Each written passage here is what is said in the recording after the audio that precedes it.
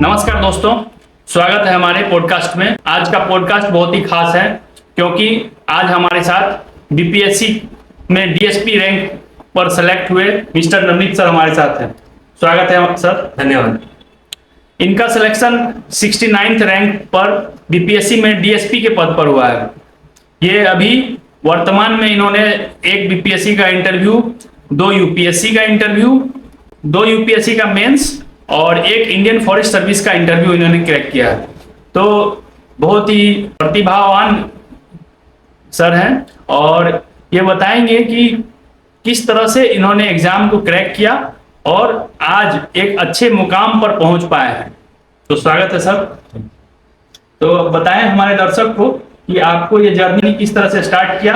आप पटना से ही आते हैं, अपने बारे में हमारे दर्शक को प्लीज बताएं। मैं पटना का ही रहने वाला हूँ। मेरे स्कूल का पढ़ाई पटना में हुआ है। इसके बाद मैंने ग्रेजुएशन किया था केरला से, कोचिन यूनिवर्सिटी से, कंप्यूटर साइंस में। और इंजीनियरिंग के दौरान इच्छा थी, लेकिन पहले था कि मुझे जॉब लेना था उस टाइम। तो मैंने पहले वहाँ प्रिपरेशन अच्छे से किया, जॉब इंजीनियरिंग की, और वहाँ से प्लेसमेंट हो गया बैंगलोर में। 1 साल जॉब किया मैंने अच्छे से, ताकि मैं काम सीख जाऊँ।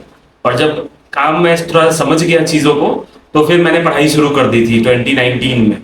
और मैं वीकेंड क्लासेस लेता था, तो मंडे टू फ्राइडे मेरा जॉब होता था और सैटरडे और संडे को क्लासेस होता था। तो मैं क्लासेस में जाता था और फिर ऐसा होता था कि रात को ऑफिस से आने के बाद पढ़ाई होती थी और सुबह पढ़ाई होती थी। और फिर रास्ते में जो ट्रैवल करते थे उसमें सनसेट टीवी की डिबेट डिस्कशन सुन लेता था। और न्यूज़पेपर वगैरह जो था वो ऑफिस में पढ़ लेता था। ऑफिस वाले बहुत सारे न्यूज़पेपर लाते थे, तो लंच ब्रेक में वो पढ़ लिया। वैसे करके मतलब मैनेज करके किसी तरीके से टाइम 4-5 घंटे ज्यादा नहीं निकल पाता था। फिर कोविड हो गया, ऑफिस बंद हुआ, तो मैं दिल्ली आ गया 2022 में स्टार्टिंग में। और मैं दिल्ली आया और दिल्ली में मैंने प्रिपरेशन चालू रखी। बट 1 साल बाद लगा कि शायद मैनेज नहीं हो रहा था। जॉब एक्सपीरियंस हो चुका था मुझे ऑलरेडी 6 साल का। तो अब बहुत रिस्पॉन्सिबिलिटी बढ़ गई थी, काम बढ़ गया था, तो बहुत डिफिकल्ट हो रहा था दोनों को मैनेज करना। तो मैंने फाइनली 2023 में जॉब छोड़ दिया। और ये जॉब छोड़ने के बाद मैंने प्रिपरेशन किया और तब से एग्जाम्स भी निकलने लगे। हालांकि प्रिपरेशन पहले से चल रही थी, लेकिन जॉब छोड़ने के बाद थोड़ा जो बेनिफिट हुआ कि टाइम ज़्यादा मिलने लगा। और उसी टाइम 69 बीपीएससी हुआ, उसके बाद उसमें मैंने मेंस दिया था। फिर यूपीएससी हुआ, फिर यूपीपीसीएस हुआ, उसका भी मेंस दिया था। यूपीएससी का भी इंटरव्यू दिया था। सब लगातार ही चल रहा है और उसी क्रम में ये भी 70th बीपीएससी भी हुआ। तो ये सब जॉब छोड़ने के बाद ही हो पाया, क्योंकि आवर्स बढ़ गए पढ़ने के। लेकिन ये चल रहा था जॉब के साथ ही, 4 साल जॉब के साथ ही चला है सब कुछ। तो आप देख सकते हैं सर से जानने के बाद कि कितना इयर्स का स्ट्रगल है और एक लॉन्ग टर्म जर्नी इन्होंने तय किया है। आज जो डीएसपी बने हैं वो कब इनका प्रिपरेशन स्टार्ट हुआ और आज वो सफलता प्राप्त हुई है। तो सर आप हमारे दर्शक को बताइए कि एक डीएसपी का क्या बेनिफिट होता है, मतलब उसका कैरियर प्रोफाइल क्या है, क्या पर्क्स उनको गवर्नमेंट के थ्रू मिलती है। मैं रफली बता देता हूँ कि अभी ज्वाइनिंग होगी 2 मंथ के लिए पिपार्ट में ट्रेनिंग होगी।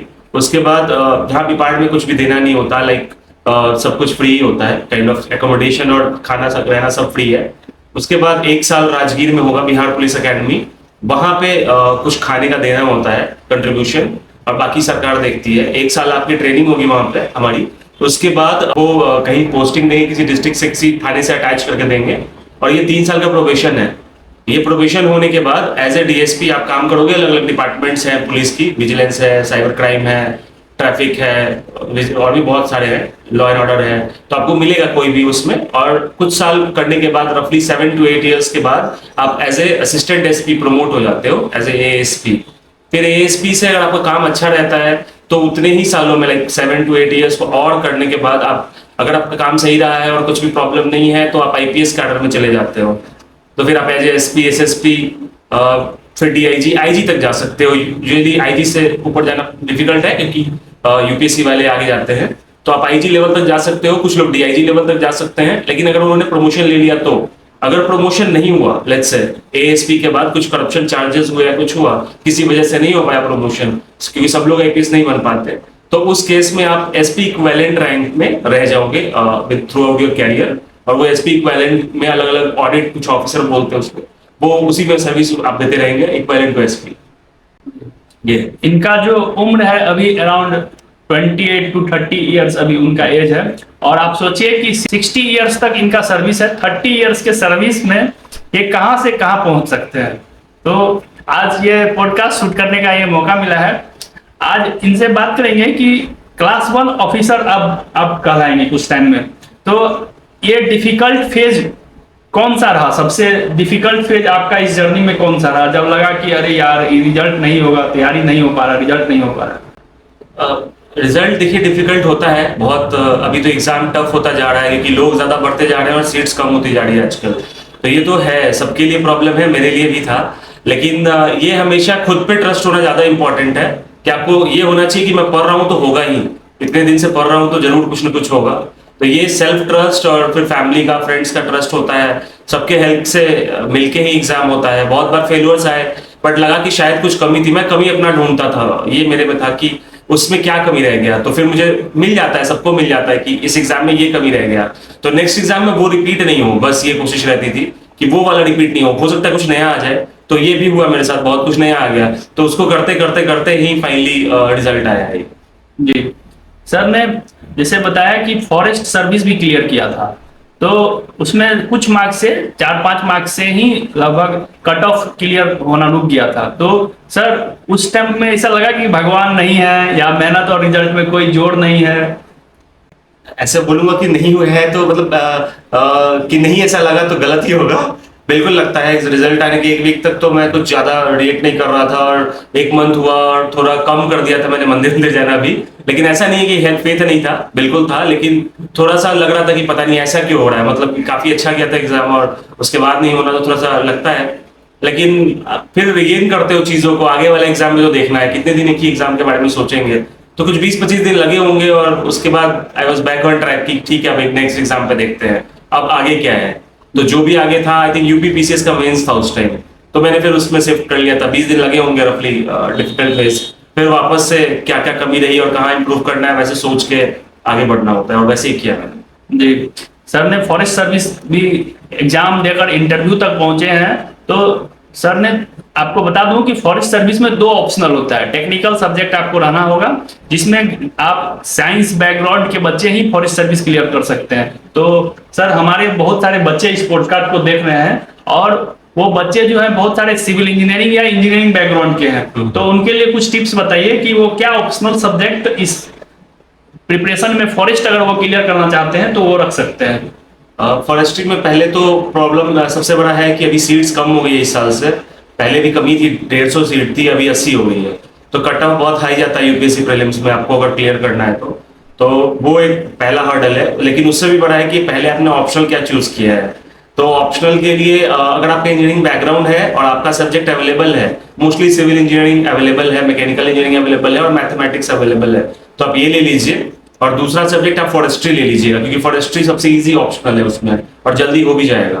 तो एक फॉरेस्ट्री ऑप्शनल रख लेना है। अगर आपका वो नहीं है बैकग्राउंड या आप कॉन्फिडेंट नहीं है अपने इंजीनियरिंग सब्जेक्ट को लेके, तो फिर जियोलॉजी ले सकते हैं या एग्रीकल्चरल इंजीनियरिंग ले सकते हैं। ये दोनों आप कर सकते हैं मैनेज, क्योंकि ये डुएबल है और जियोलॉजी से सबसे ज्यादा बच्चे देते हैं। तो ऐसे करके भी सब्जेक्ट लिया जा सकता है, लेकिन एक सब्जेक्ट आप फॉरेस्ट्री रख लें तो बेटर होगा, ईजी होगा काफी। तो आपने जाना कि जो बच्चे सब्जेक्ट जो पढ़ रहे हैं वो तो पढ़े ही, वो तो आपका इंजीनियरिंग बैकग्राउंड का लगभग सारे ब्रांच, 1-2 ब्रांच जैसे कंप्यूटर साइंस को छोड़ दें तो आपके लगभग सारे ब्रांच ही कवर होते हैं फॉरेस्ट सर्विस के एक ऑप्शनल में। एक और अदर सब्जेक्ट आपको फॉरेस्ट्री या फिर एग्रीकल्चर ये सब आप ले सकते हैं। तो सर आपने कॉलेज के टाइम से ही प्रिपरेशन शुरू किया था, लगभग बता दें कि कॉलेज पास होने के कुछ टाइम के बाद से ही आपने प्रिपरेशन शुरू किया। तो हमारे बहुत सारे स्टूडेंट्स ऐसा जानना चाहते हैं कि क्या कॉलेज के टाइम से प्रिपरेशन करना संभव है? अगर आपके लिए पॉसिबल है तो आप बिल्कुल कीजिए। मेरे लिए पॉसिबल नहीं था क्योंकि जो हमारे आसपास माहौल था वो उतना अच्छा नहीं था और मैं भी खुद भी इतना मोटिवेटेड नहीं था। मुझे कॉलेज में पहले पास होना ज्यादा प्रायोरिटी था मेरे लिए, मुझे जॉब लेना है। तो वो प्रायोरिटी को ध्यान में रखते हुए मैंने ज्यादा पढ़ाई नहीं की। ज्यादा क्या, मैंने बुक्स लिए थे बट पढ़ाई नहीं की, खोल के देखा भी नहीं था 12th। और फिर मैं जॉब गया तो फिर वहां भी वही प्रॉब्लम आया। तो चीजें आती रहेंगी, आप टालते रहेंगे तो समय बीतता जाएगा। तो कोशिश कीजिए कि अगर आप कर सकते हैं कॉलेज में तो स्टार्ट कर दीजिए, और अगर नहीं कर पा रहे हैं तो जितनी जल्दी हो सके उतना जल्दी कीजिए। खुद को एंगेज कीजिए। शुरू में आपको लगेगा आप पढ़ रहे हैं बट ऐसा होता नहीं है हमेशा। मुझे भी लग रहा था शुरू में कि मैं पढ़ रहा हूँ, बट ऐसा होता नहीं है। आप जब कहीं ज्वाइन कीजिए, किसी टेस्ट सीरीज को ऑनलाइन क्लास कीजिए या कहीं क्लास कीजिए, तो आप तब इंगेज होंगे जब आपको काम मिलेगा, आप देखेंगे लोगों को कंपटीशन क्या है, जब समझेंगे तब जाके असली तैयारी शुरू होती है। आपके रूम में बैठ के आपको बुक देखने से तैयारी शुरू नहीं होती है। तो कंपटीशन देखना, वो समझना और उस इक्विवेलेंट में प्रिपरेशन करना इंपॉर्टेंट है। तो सर हमारे दर्शक को बताएं कि जो सेटबैक जब आपको लगा था तो फिर उस टाइम में आपने क्या इंप्रूव किया कि इतनी अच्छी रैंक आई आपकी 69th रैंक, एक लोगों का सपना हो। सर बताइए कि आपने क्या प्रिपरेशन में थोड़ा चेंज किया होगा कि आपको लगा कि इस रैंक तक पहुंचा जा सकता है। सबसे बड़ा बात है बीपीएससी के एग्जाम में तो ये है कि एसए का मेन रोल है। तो ये 3 ही पेपर है, जीएस का एक पेपर है और 3 पेपर मतलब मेरिट के लिए है। वैसे तो हिंदी भी है और ऑप्शनल भी है, लेकिन वो मेरिट में काउंट नहीं होता है। तो मेरिट के लिए जीएस 1 है और आपके पास जीएस 2 है और आपके पास फिर है एसए का पेपर। तो जीएस 1 जीएस 2 में मोर और लेस सब आगे पीछे ही होते हैं, बहुत ज्यादा डिफरेंस नहीं होगा। लेकिन एसए आपका गेम चेंजर हो सकता है। आप एसए में चेंजेस लाइए और वहां पे आप इम्प्रूव कर सकते हैं। तो एसए में मैंने काम किया था कि मैंने देखा था कि थोड़ा यूनिकनेस लाऊं। 3 एसए होते हैं। जैसे पहले एसए में अगर मैंने करंट अफेयर का लिखा था, तो सेकंड वाले एसए में मैंने चेंज लाया। उसमें मैं करंट वाला इशू नहीं, मैंने पोयम लिखा। फिर थर्ड वाले में मैंने ना करंट लिखा ना कोई वैसा लिखा, और थर्ड वाले में मेरा इशू था कुछ स्टोरी टाइप का, कुछ स्टार्ट था मेरा। ये स्टार्ट की बात बता रहा हूँ। अंदर कंटेंट में भी जो एग्जाम्पल मैंने पहले एसए में लिखा है वो मैं सेकंड और थर्ड में रिपीट नहीं करता था। तो ऐसा मैंने ऐसा बनाया था कि अगर थीम रिपीट भी हो रहा है तो भी एग्जाम्पल्स के लोगों के नाम रिपीट ना हो ज्यादा, और सब में यूनिकनेस बना रहे और सब हेडिंग्स अच्छे से देके प्रॉपर अलाइन करके वैसे कोशिश किया था मैंने, और उसका फायदा हुआ मुझे ऐसे में काफी। 20 मार्क्स बढ़े मेरे लास्ट 69 से इस बार में ऐसे में ही से। सर ने जब बीपीएससी लिखा तो आप जाने जो जीएस 1 और जीएस 2 बीपीएससी के एग्जाम में होता है वो 300 मार्क्स का होता है और ऐसे जो है वो 300 मार्क्स का होता है। तो आपका टोटल 900 मार्क्स और 120 मार्क्स आपके इंटरव्यू के जुड़ते हैं। तो सोचिए कि जीएस 1 और जीएस 2 में लगभग सभी बच्चे सेम मार्क्स ले आते हैं अराउंड, लेकिन ऐसे में ही आपका गेम टाई ब्रेकर है और इसी से रैंक आपका इंप्रूव होगा। तो ऐसे में आप जरूर तैयारी करें। मुझे ये गर्व हो रहा है बताते हुए कि कभी मैं भी उस लाइब्रेरी का पार्ट था जिसमें सर पढ़ते थे। तो उस लाइब्रेरी में मैंने इनको देखा है कि सुबह सुबह 7 बजे पहुंच जाना, फिर लंच के लिए 1 घंटा, जब 1 बजता था तो साथ में खाना खाने जाते थे, फिर 2 से 5 फिर इनका स्टडी टाइम था, और फिर 5 से 10 बजे रात में हम लोग साथ में जाते थे। बहुत बार ऐसा हुआ कि बस दिल्ली सरकार की बस जो है वो 10 बजे के बाद नहीं मिलती थी उस रूट में जहाँ पे हम लोग पढ़ते थे। तो बहुत बार पैदल गए इनके साथ हम लोग अपने घर की तरफ। तो सोचिए कि वो 3-4 साल जो हम लोगों ने वहां दिल्ली में बिताया और एक वंडरफुल एंडिंग पे ये समाप्त हो रहा है कि आज ये डीएसपी बने हैं। तो सर ये 8 से 10 घंटा 15 घंटा जो रेगुलर आपका स्टडी आवर्स था, उसमें आपको कभी ऐसा लगता था कि फैटिक हो रहा है या फिर ब्रेक लेना चाहिए? उसको आप कैसे मैनेज करते थे? बिल्कुल लगता था, फटीग होता ही है, सबको होता है। लेकिन यही था कि ब्रेक 1 आवर 2 आवर के बीच में होता रहता था, शॉर्ट ब्रेक्स। और इवनिंग में फ्रेंड्स के साथ घूमने, चाय पीने, जो भी लोग जाते हैं, मैं तो नहीं पीता था बट फिर भी वॉक करने जाता था। और वॉक कर लिया, थोड़ा ब्रेक ले लेके आप पढ़ सकते हैं। तो मतलब वो मैनेज हो जाता है करते करते। ऐसा आपको आदत हो जाएगा एक टाइम के बाद कि आप नहीं पढ़ोगे तो मन ही नहीं लगेगा। तो वो वाला फेज आ गया था, ये कह सकते हैं। तो ईजी हो गया था जी। सर अगर कोई स्टूडेंट 2-3 बार अटेम्प्ट दिया और वो अगर सेलेक्ट नहीं होता है तो क्या उसको ये एग्जामिनेशन छोड़ देना चाहिए प्रिपरेशन करना, या फिर कोई दूसरा अल्टरनेट ऑप्शन उसको तलाशना चाहिए?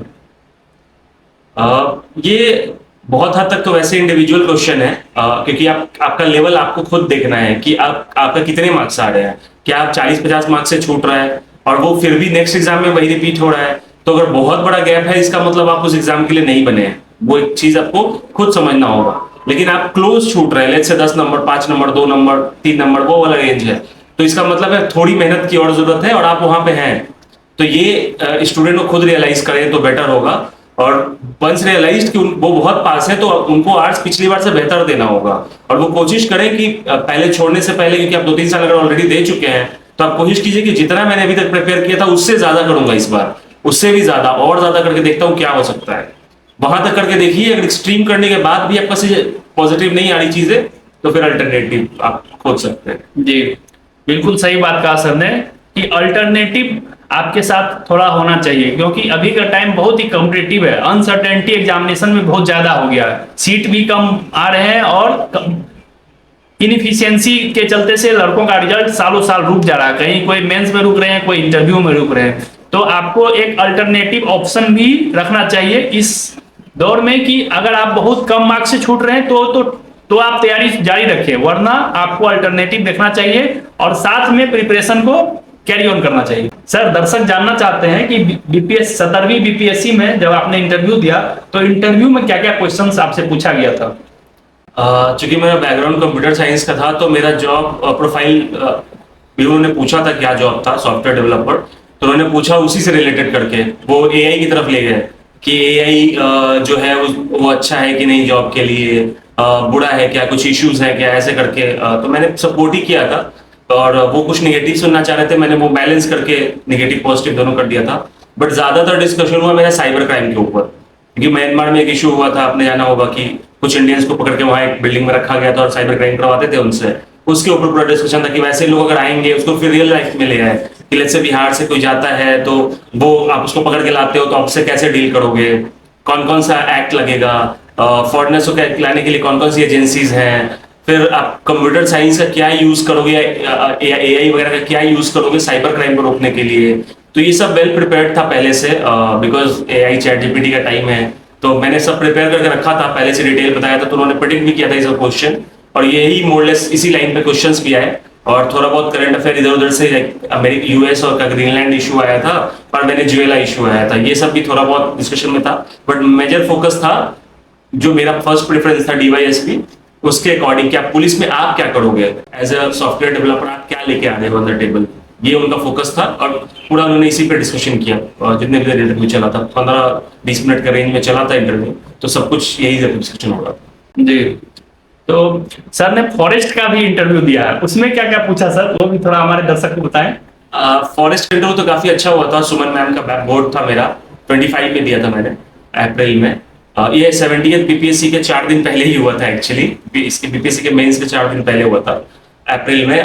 वो इंटरव्यू पहले ही दिन था, डे 1, एंड मैम ने पूछा था पूरा, मैम इज एक्सपर्ट फ्रॉम वो एरिया, क्या कहते हैं, वो जीएसटी और ये सब में थी, वो एक्चुअली आईआरएस थी, और बाद में Indian new foreign trade policy भी उन्होंने ही बनाया था, तो उनको इसमें अवेयरनेस थी। तो उन्होंने मुझसे थोड़ा बहुत पूछा चाइना और ताइवान के बारे में, फिर सेमीकंडक्टर की कंपनी पूछी, रिलेशंस ऑफ इंडिया यूएस पूछा। ये सब पूछने के बाद मैम ने दूसरे मेंबर को दे दिया, जो दूसरे मेंबर मुझसे पूछ रहे थे कि बिहार क्यों लैग कर गया विथ ओवर द इयर्स।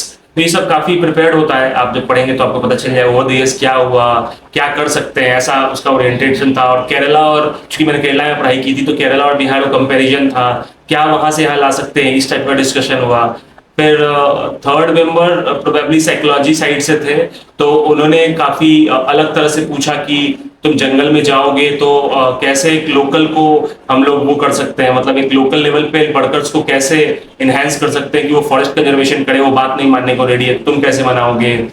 और भी चीजें थी, उन्होंने पूछा कि आपको, एक्चुअली मेरी मूवी मैंने जीता था मूवी रिव्यू राइटिंग कॉलेज में, तो वो लिखा हुआ था डैप में, तो उन्होंने उस पर पूछा कि कुछ वुमेन एम्पावरमेंट की मूवी बताओ 5, और फिर वाइल्ड लाइफ से रिलेटेड मूवीज के बारे में बताओ 5। कि फिर उनको लगा शायद मैं ब्लफ कर रहा हूँ, क्योंकि मैंने नाम थोड़ा सोच के बोला था, मैंने देखी नहीं थी, ज्यादा मूवी नहीं देखी थी मैंने, तो उन्होंने मुझसे कहानियां भी पूछी। बट लकीली मुझे ट्रेलर देखा हुआ था तो कहानी पता थी, तो मैंने उससे बना के थोड़ा बोल दिया, दे एग्रीड। उसके बाद लास्ट वाले जो थे वो फॉरेस्ट वाले थे, उन्होंने प्रॉपर फॉरेस्ट से क्वेश्चन पूछा कि इकोसिस्टम इंजीनियर किस एनिमल को बोलते हैं, फॉरेस्ट फायर होगा तो आप कैसे रोकिएगा टेक्नोलॉजी का यूज करके, फिर ये क्या इन्वेसिव स्पेसीज होता है उसको कैसे कंट्रोल कर सकते हैं, फॉरेस्ट का इश्यूज क्या है, गवर्नेंस, यही सब पूछा उन्होंने। फिर इट वाज लाइक इतना ही था। सर का जो इंडियन फॉरेस्ट सर्विस का एग्जामिनेशन हुआ, उसका इंटरव्यू में हाईएस्ट मार्क्स था। कुछ मार्क्स मेंस में कम रहने की वजह से शायद इनका सिलेक्शन नहीं हो पाया, नहीं तो ये अभी फॉरेस्ट सर्विस में ही रहते। लेकिन फिर भी सर अभी कुछ ऐसा लगता है कि जितने सालों का प्रिपरेशन जो है वो अगर फॉरेस्ट में हो जाता या फिर यूपीएससी में हो जाता तो अच्छा रहता।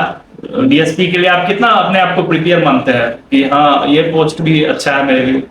अभी मेंटली प्रिपेयर कर रहा हूँ खुद को, सच बोलूँ तो करना तो यूपीएससी ही था, और मतलब इतने साल पढ़ाई की तो उसके लिए ही की थी, इसके लिए नहीं की थी जो हुआ है। पढ़ाई उसके लिए ही की थी और वही प्रिपरेशन कर रहा था। बट होता है कभी कभी आप जो सोचते हैं वो एग्जाम नहीं मिल पाता, तो वो नहीं हो पाया किसी वजह से, क्योंकि मैंने जॉब करता था। मैं 5 अटेम्प्ट तो मैंने जॉब में ही दिए थे, तो जॉब छोड़ नहीं पा रहा था। कंडीशन, फाइनेंशियल कंडीशन वैसी नहीं थी मेरी, तो एक अटेम्प्ट ही मेरे पास था जॉब छोड़ने के बाद, तो वो उसको मैं यूज नहीं कर पाया सक्सेसफुली। बट यही है कि यही success, hit and success ratio है। अभी फिर स्टेट का मिला तो अब इसी में एडजस्ट करना है, और अभी हैप्पी हो रहा हूँ, मतलब एडजस्ट कर लिया मैंने मेंटली खुद को कि ठीक है, एटलीस्ट स्टेट में तो one of the best service ही है, जो जो दे सकता था राज्य सरकार, वो तो मिल ही गया ना। जी, तो जी। ये खुशी है इस बात का। बहुत सारे बच्चे सोचते हैं कि आईएएस ही मिलेगा तो लेंगे और छोटा कोई पोस्ट नहीं लेंगे। ये एग्जाम इतना ज्यादा कॉम्पिटिटिव और अपने आप में एक सेल्फ अवेयरनेस वाला एग्जाम है कि आप सालों साल बच्चे देते रहते हैं, प्रीलिम्स ही इवन क्लियर नहीं हो रहा है। यहाँ पे आप डीएसपी बन रहे हैं, तो एक ये बहुत अंदर कितने एसएचओज, कितने रिस्पॉन्सिबिलिटीज है उनके अंदर, लॉ एंड ऑर्डर को संभालना है, बहुत चीज है। तो ये काफी अच्छा पोस्ट है सर। दोस्तों अब एक रैपिड फायर राउंड की तरफ चलते हैं। रैपिड फायर क्वेश्चन में पहला क्वेश्चन है कि आपने डेली कितने घंटे लगभग पढ़ाई की? डेली 8 से 10 के बीच में। आपने कभी सोशल मीडिया का यूज किया इस दौरान? मैं यूज करता हूँ, हाँ। जी। मॉक टेस्ट कितना इंपॉर्टेंट है इस एग्जाम के लिए? बहुत ज्यादा। मॉक टेस्ट से ही आपको अवेयरनेस होगा कि कैसे एग्जाम में क्या क्वेश्चन आ रहे हैं, तो ये काफी इंपॉर्टेंट है। क्या कोचिंग जरूरी है? एक समय के बाद आपको रियलाइज होगा कि जरूरी नहीं है, लेकिन शुरुआत करने के लिए शायद जरूरत है।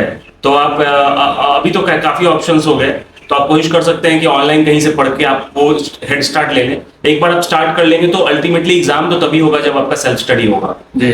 तो ये नोट्स बनाने चाहिए या जो रेडीमेड नोट्स है उसी से काम चल जाएगा? नोट्स बनाने चाहिए मेरे हिसाब से, क्योंकि वो आपका कंटेंट होता है, आपके एग्जाम्पल्स होते हैं और आपका तरीका होता है। बट किसी चीज का अगर वेल मेड नोट्स अवेलेबल है तो उसमें आप वैल्यू एडिशन कीजिए रादर देन उसको स्क्रैच से बनाने के, क्योंकि वो आपका फिर टाइम वेस्ट होगा। तो आप जहां पे आपको लगता है कि आप वैल्यू ऐड कर सकते हैं, कुछ नया चेंजेस आ रहे हैं, वो वाला नोट्स बनाइए। जो स्टैटिक है, जो काफी अवेलेबल है इजिली, उसका नोट्स बनाने का ज्यादा फायदा नहीं है। एक एस्पिरेंट को बैकअप करियर रखना चाहिए या नहीं?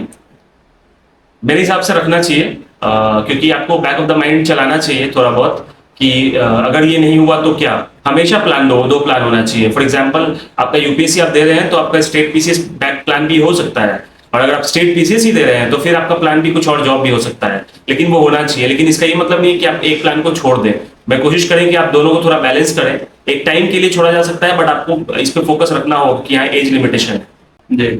मॉर्निंग स्टडी या नाइट स्टडी? मेरे लिए नाइट। आपने किताबों को कितनी बार पढ़ा है लगभग?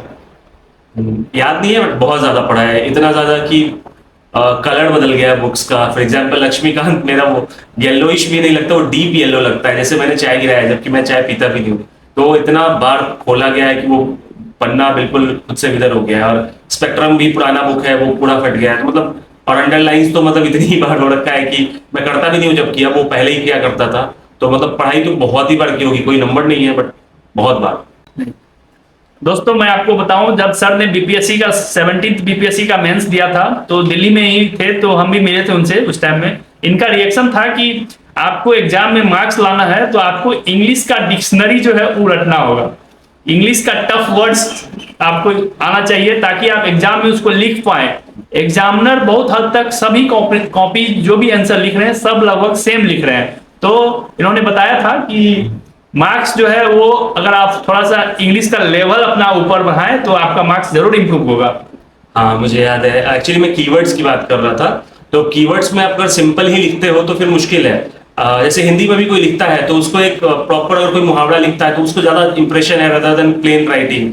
वैसे ही इंग्लिश में अगर आप लिखते हैं प्लेन राइटिंग और बहुत ही सिंपल हेडिंग देते हैं तो किसी को अट्रैक्ट नहीं होगा।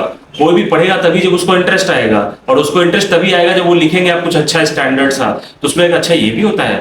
तो एक इंप्रेशन होना चाहिए, और ये पॉजिटिव इंप्रेशन आपको 1-2 मार्क्स एक्स्ट्रा फेच कर देगा। तो ये फायदा है इसका। जी सर, आपने सोर्सेज क्या क्या रखे थे तैयारी के दौरान? मोस्टली पहले तो एनसीईआरटी किया था मैंने, सब कुछ का एनसीईआरटी किया है, और ज्यादा मुझे लगा कि 11th-12th का एनसीईआरटी ज्यादा किया है। और इसके अलावा मैंने जो बेसिक बुक्स है जैसे Laxmikanth for polity, Spectrum for history, ये सब तो बुक्स रही हैं। और मेरा ऑप्शनल भी हिस्ट्री था तो उससे काफी बेनिफिट हो गया। और मैंने ज्योग्राफी पे भी एनसीईआरटी पे ही सोली रिलाई किया है। तो मोस्टली कोर बेसिक बुक्स और बहुत ही लिमिटेड किताबें, बहुत ज्यादा किताबें नहीं। जी सर, थोड़ा पर्सनल क्वेश्चन भी पूछते हैं कि आपने रिलेशनशिप मेंटेन रखा है इस प्रिपरेशन के दौरान या फिर सिंगल ही प्रिपरेशन कर रहे थे? था, बिल्कुल था, लेकिन अभी तो ऐसा ही चल रहा है, मतलब प्रिपरेशन मोड में डिफिकल्ट होता है ये सब। कोशिश कीजिए कि इसको अवॉइड ही किया जाए, बाकी आपकी खुद की मर्जी है। सर ये बताएं दर्शक को कि इस कम्पिटिटिव एग्जाम में इतना मेहनत के बाद भी सेलेक्ट ना होना, ये टाइमिंग या लक दोनों में से क्या जरूरी है?